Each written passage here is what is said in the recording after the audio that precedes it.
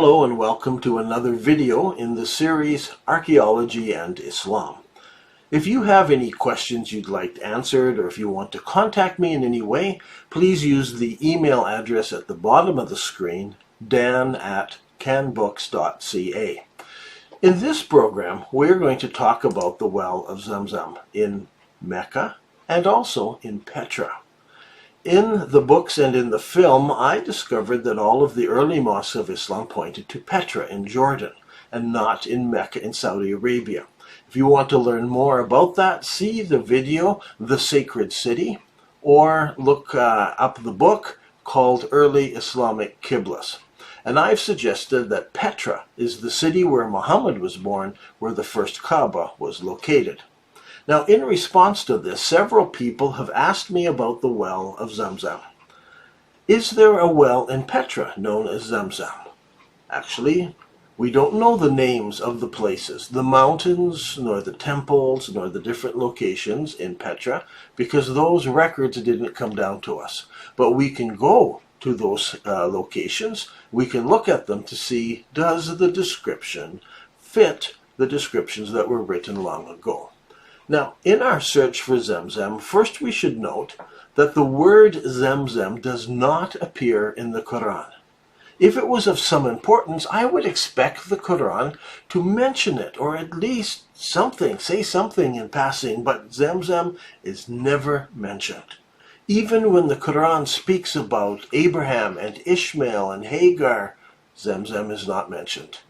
So we must turn to the hadiths and to the histories and learn about ZamZam. And we can find the story in Bukhari's hadith. This is a hadith narrated by Ibn Abbas, and I will just paraphrase it as we go along. After Abraham's second son was born, he declared Isaac to be the son of promise, and so trouble began between Abraham's two wives, Sarah and Hagar, and they caused him no end of trouble.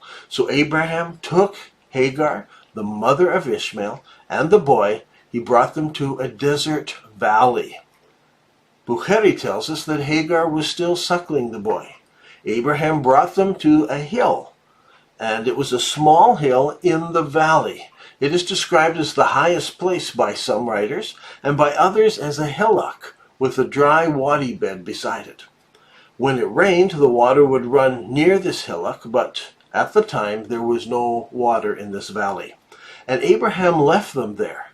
Bukhari and other collectors of the hadiths then go to great pains to tell us that this is the place where the Kaaba would later stand. So Abraham made them sit near the place, and he gave them a leather bag containing some dates and a small water skin containing some water, and he began to leave them. Then Hagar, Ishmael's mother, followed him, saying, "Oh, Abraham, where are you going, leaving us in this valley where there are no people?" But Abraham did not look back. And she asked him, "Has God ordered you to do so?" He said, "Yes." And she said, "Then he will not neglect us." And Abraham proceeded onwards until he reached the Thania, or the narrow canyon, where he could turn and disappear out of sight. And as he reached that spot, as he went around and began in that canyon, he turned around and he prayed to them. I can see this happening in Petra. As he crosses the valley from Safa over to Marwa, where the colonnaded street is today, and there you turn right to go down towards the treasury, and then into that Thania that goes out. Now, Hagar eventually runs out of water, and she could no longer suckle Ishmael. He began to cry with hunger. So she left him and climbed the nearest mountain, which was Safa. And she stood on this mountain and looked to see somebody, but there was nobody.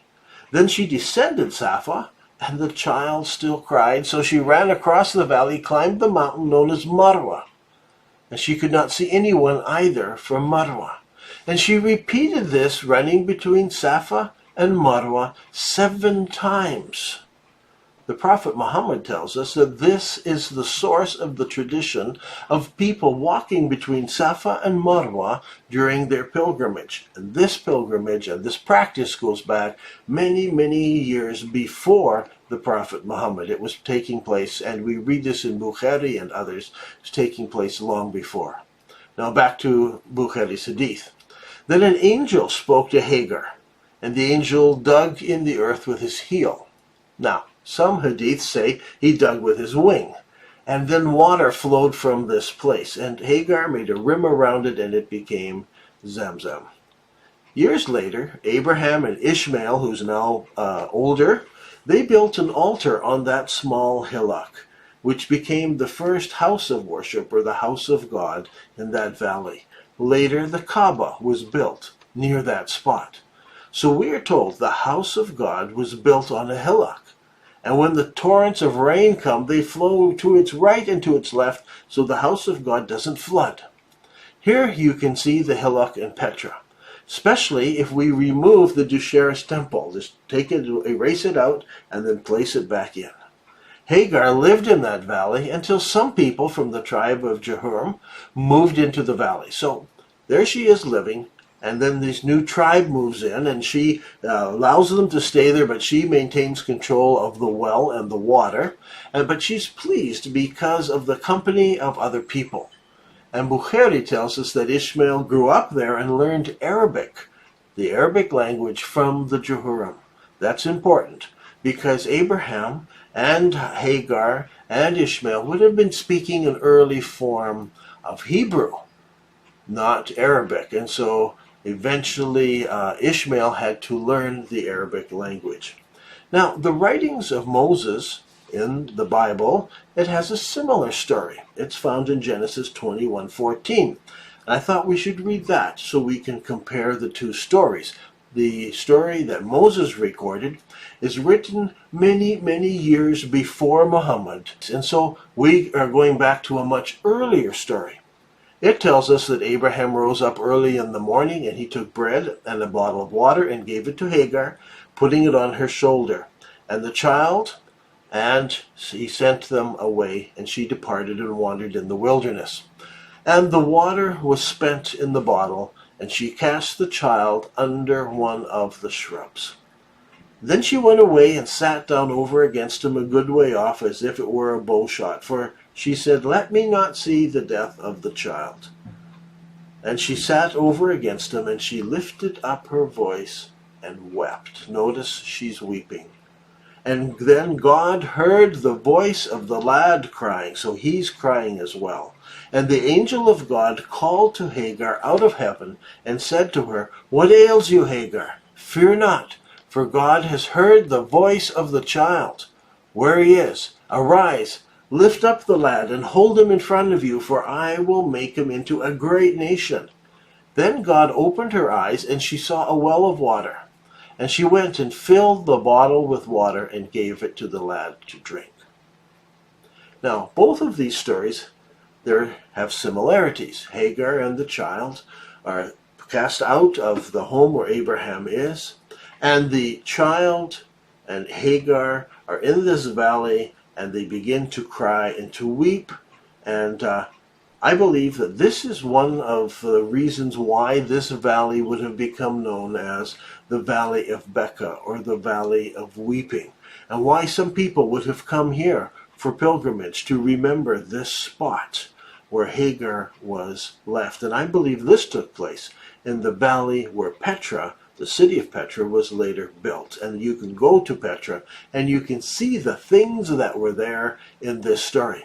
Now, in both of these stories, Hagar is shown a source of water, a water source that is known as ZamZam. Now, a number of people have written to ask me about ZamZam. If I locate the Kaaba in Petra, then where is the well of ZamZam? That's a good question. Now, what did we learn from the story? Well, we learned that the Kaaba and the well are between the two mountains of Safa and Marwa. Not small hills. Here it talks about the two mountains. And the house of God is built on the hillock closer to Safa than to Marwa. And so ZamZam was nearby. If we read other stories in the Hadiths, we learn that the well of ZamZam sometimes filled up with sand and had to be dug out. That's an interesting thing because Bukhari also tells us that there were steps going up to ZamZam. So if there are steps going up, how does it need cleaning out? That's a curious question. Now, if we look at Petra, we can see where these things are. Here's a map of Petra. Safa is the mountain on the left side, and Marwa is the mountain on the right side of the valley. Close to Safa, there's a small hillock, where the largest and most important temple is today. If Abraham and Ishmael built the first house of God here, and then it must have been later replaced by other temples, buildings built on this spot, as it was the most holy spot in the valley, and that is why this great structure is built on that location today. Between Marwa and Safa, in the city of Petra, there is a street that goes from one mountain over to the other mountain, and that's where people performed the ritual crossing of the mountain in memory of Hagar crossing 7 times. And then beside that road, there is a watercourse where Muhammad chose to run in the watercourse rather than on the road, and that is recorded for us as well. So the well of ZamZam is somewhere along this colonnaded street. Well, today, water comes into the valley through aqueducts and pipes.